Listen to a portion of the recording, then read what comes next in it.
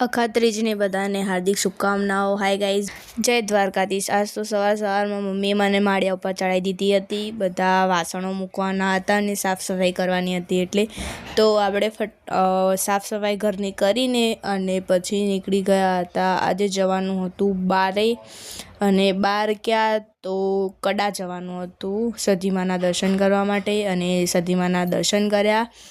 ત્યાં તો આજે રવિવાર હતો એટલે થોડી ભીડ હતી, તો પણ દર્શન કરી લીધા।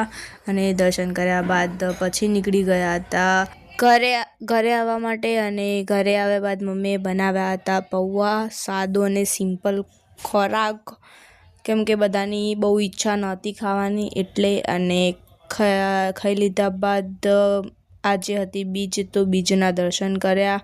તો બધા કોમેન્ટમાં જરૂરથી લખજો જય બાબારી, જય રામના પીર। અહીં મારા વ્લોગનો એન્ડ કરું છું। બાય ગાઈઝ, જય દ્વારકાધીશ।